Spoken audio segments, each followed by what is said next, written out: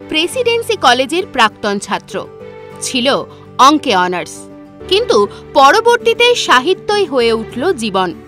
শত ঝড়ঝঞ্ঝার মধ্যেও তিনি সাহিত্য আর রাজনীতির সঙ্গ ছাড়েননি। কলম হয়ে উঠেছিল তার একমাত্র অস্ত্র। তার রাজনৈতিক মত প্রকাশের মাধ্যম হয়ে উঠেছিল একমাত্র সাহিত্য। কোনো প্রেম প্রকৃতি রোম্যান্স নয়, কঠিন বাস্তব চিত্রই উঠে আসত তার লেখনীতে। জানেন কার কথা বলছি? বাংলার ৪ বন্দ্যোপাধ্যায়ের মধ্যে অন্যতম তিনি, মানিক বন্দ্যোপাধ্যায়। আসল নাম প্রবোধ কুমার বন্দ্যোপাধ্যায়। ১৯০৮ সালের ১৯শে মে বর্তমান ঝাড়খণ্ড রাজ্যের দুমকা শহর, তৎকালীন বিহারের সাঁওতাল পরগনার বাসিন্দা হরিহর বন্দ্যোপাধ্যায় ও নীরদা সুন্দরী দেবীর ঘরে জন্ম নেন বাংলা সাহিত্যের মানিকবাবু। তার পৈতৃক ভিটা ঢাকার বিক্রমপুরে। বিজ্ঞানের ছাত্র, জেদের বশে সাহিত্য চর্চা শুরু করেছিলেন। পরে সাহিত্যই হয়ে উঠল তার জীবন। তার প্রথম প্রকাশিত গল্প অতসীমামি, এটি বিচিত্রা পত্রিকায় প্রকাশিত হয়েছিল। মানিক বন্দ্যোপাধ্যায়কে না জানলে বাংলা সাহিত্যের একটা দিক অজানা থেকে যাবে।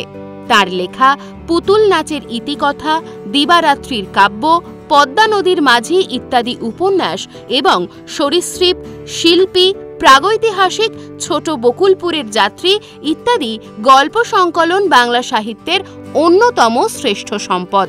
প্রবল বাস্তববাদী এই মানুষটির সাহিত্যের পাশাপাশি রাজনীতির প্রতি নিবিড় প্রেম ছিল। প্রথমে তিনি ফ্রয়েডীয় মতবাদে বিশ্বাসী ছিলেন, পরে ধীরে ধীরে বামপন্থী চিন্তাভাবনা তাকে প্রভাবিত করতে থাকে। রাজনৈতিক মতবাদ নিজের লেখনীতে বারবার প্রকাশ করেছেন মানিকবাবু। পড়াশোনার খরচ বহন করত তার দাদা, তবে সাহিত্য চর্চা আর রাজনীতি মানিক বন্দ্যোপাধ্যায়ের পড়াশোনার ক্ষতি করেছিল। অবশেষে দাদা টাকা পাঠানো বন্ধ করলেও নিজের রাস্তা থেকে সরে আসেননি মানিক। বাংলা নাট্য সাহিত্যের সঙ্গে তার সরাসরি তেমন কোনো যোগসূত্র ছিল না। ১৯৪৬ সালে মানিকবাবুর লেখা একমাত্র নাটক ভিটেমাটি প্রকাশিত হয়। সরাসরি বাংলা নাট্য সাহিত্যের সঙ্গে যুক্ত না হয়েও বাংলা নাটকে তার যথেষ্ট অবদান রয়েছে। তেভাগা আন্দোলনের প্রেক্ষাপটে মানিক বন্দ্যোপাধ্যায় রচিত হারানের নাচ জামাই ছোট গল্পটি নাটকে রূপান্তরিত হয়ে বাংলা থিয়েটারে স্থান করে নিয়েছে। এছাড়াও পদ্মা নদীর মাঝি বা পুতুল নাচের ইতিকথা উপন্যাসে যে নাটকীয়তা রয়েছে তা উপেক্ষা করার সাধ্য বাংলা থিয়েটারের নেই। মানিক বন্দ্যোপাধ্যায় সাধারণ মানুষকেই তাঁর সাহিত্যে প্রধান ভূমিকায় স্থাপন করেছেন। পূর্ববঙ্গের অতি সাধারণ মানুষের সঙ্গে যেমন তার আত্মিকতা ছিল, অন্যান্য অঞ্চলের শ্রমিক, কৃষক, সর্বহারা মানুষও ছিল যেন তার মনের সঙ্গী, যাদের নিখুঁত নিপুণ বাস্তব রূপের নমুনা তার সাহিত্য।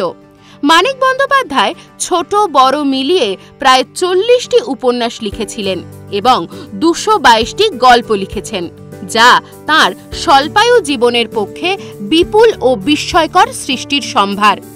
নিদারুণ দারিদ্র্যে কেটেছিল মানিকবাবুর শেষ জীবন, তবুও মাথা নত করেননি তিনি। দারিদ্রতার কষ্ট তাকে এতটাই দুর্বল করেছিল যে এমন সংগ্রামী মানুষটিকেও একসময় বলতে হয়েছিল, দেখো, দুটি ডাল ভাতের সংস্থান না রেখে বাংলাদেশে কেউ যেন সাহিত্য করতে না আসে।